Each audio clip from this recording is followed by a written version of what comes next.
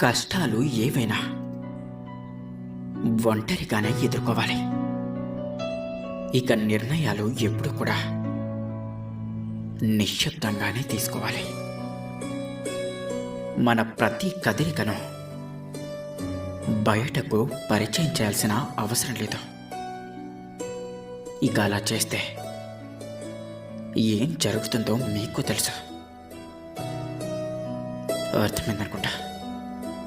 బంధం అనేది నాదే కదా అని నిర్లక్ష్యం చేస్తే చేయి జారిపోతుంది. ఇక నాకే సొంతమని పట్టు బిగిస్తే విరక్తి చెంది చచ్చిపోతుంది.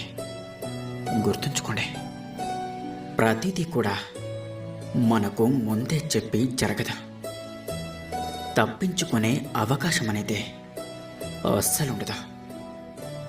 తట్టుకోలేనంత బాధ, తన్నుకు వచ్చే కన్నీళ్ళు, ఇక ఇవే తిరిగి తేరుకునే శక్తినిస్తాయి.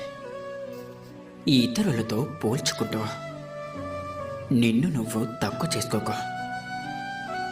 నీ పాత్రను నీ అంత అద్భుతంగా ఇంకెవరూ పోషించలేరు. గుర్తుంచుకోండి, నిన్ను వదిలించుకోవడానికే తను ప్రయత్నిస్తున్నప్పుడు తను లేకుండా బ్రతకడానికి నువ్వు ప్రయత్నించు. అర్థమైందనుకుంటా. పశ్చాత్తాపం ప్రకటించడం అనేది దీనంగా క్షమాపణలు అడగడంలో ఉండదు, ప్రవర్తన మార్చుకోవడంలో ఉంటుంది. గుర్తుంచుకోండి, మనిషి కోరుకున్నది ఏదైనా పొందలేకపోతే ఎంతో బాధపడిపోతాడు. కానీ కోరుకున్నది సులభంగా లభిస్తే దాని పట్ల నిర్లక్ష్యంగా ఉంటాడు కదంటారా. జీవితంలో అన్నీ కోల్పోయినప్పుడు కోల్పోయిన వాటి గురించే ఆలోచించడం దానికే. ఇక నుండి ఉన్న వాటి గురించి ఆలోచించడం మొదలుపెట్టా. ఇక ముందు కోల్పోకుండా ఉంటా. అందరినీ విమర్శించేవారు ఎప్పటికీ మనశ్శాంతిగా జీవించలేరు. కానీ అందరినీ సరదాగా పరామర్శించేవారు నిత్య నూతన ఆనందంతో జీవిస్తారు. స్నేహం, ప్రేమ అనేవి దీపం లాంటివి. వెలిగించడం చాలా సులభం, కానీ ఆరిపోకుండా కాపాడుకోవడంలోనే ఉంటుంది అసలైన గొప్పతనం. గుర్తుంచుకోండి, నీ జీవితాన్ని ఎవరితోనూ పోల్చుకోకు. ఎందుకంటే సూర్యుడు, చంద్రుడు పూర్తిగా వేరువేరు. ఎవరి సమయం వచ్చినప్పుడు వారు ప్రకాశిస్తారు. ఎవరి విలువ వారిదే కదంటారా. అనుమానాలు పెట్టుకుని అడ్డుకట్టలు కట్టుకోవడం కన్నా అసలు విషయం అడిగితే నువ్వు పడే అనుమానం నిజమో కాదో తెలుస్తుంది కదా. కోపం వస్తే కొన్ని రోజులకు తగ్గిపోతుంది. అదే అనుమానించుకుంటూ ఉంటే నీ మనశ్శాంతి పోతుంది.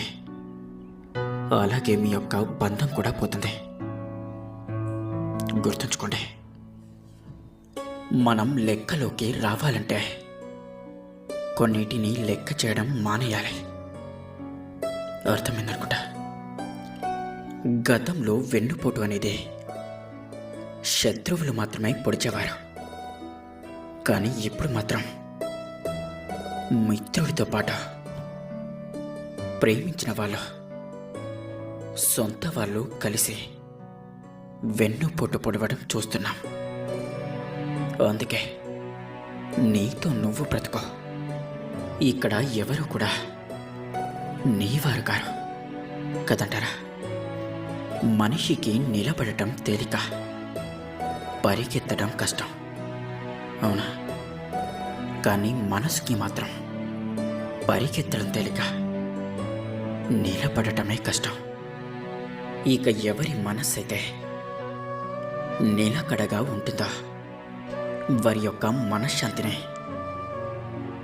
ఎవ్వరూ దూరం చేయలేరు. గుర్తుంచుకోండి, ఈ ప్రపంచంలో కనిపించే నిజాల కంటే వినిపించే అబద్ధాలకే విలువ ఎక్కువ కదంటారా?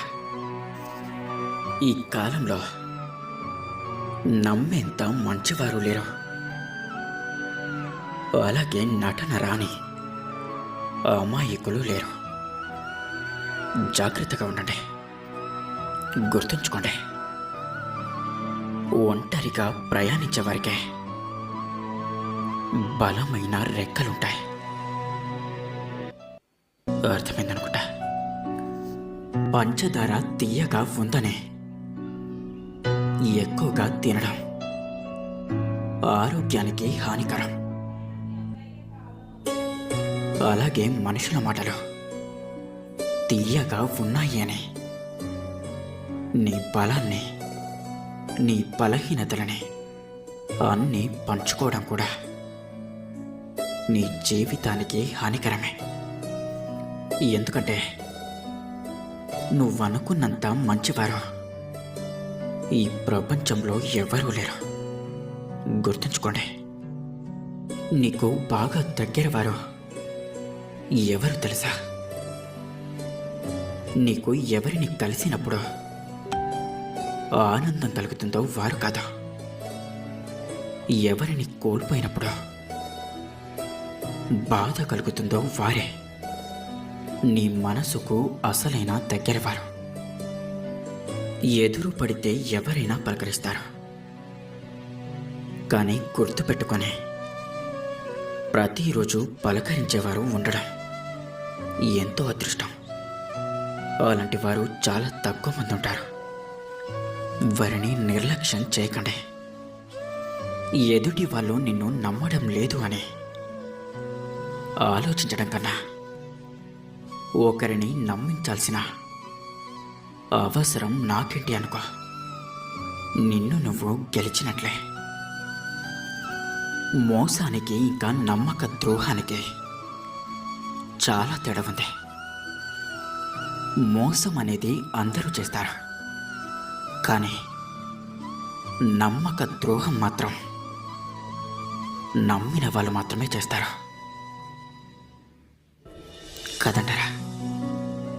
మూర్ఖులకు ఎంత తక్కువ స్పందిస్తే మన జీవితం అంత ప్రశాంతంగా ఉంటుంది. గుర్తుంచుకోండి. ఇక అందరూ నాతో పాటు ప్రేమతో ధ్యానించండి. రాధాకృష్ణ. ఇన్ని మంచి సూక్తుల్లో మీకు ఏ సూక్తి నచ్చిందో కింద కామెంట్ చేయండి. అలాగే మీకు ఈ వీడియో కనుక నచ్చినట్లయితే ఇలాంటి మరిన్ని వీడియోస్ కోసం వీడియోని లైక్ చేసి మన ఛానల్ని సబ్స్క్రైబ్ చేసుకోండి. ధన్యవాదాలు.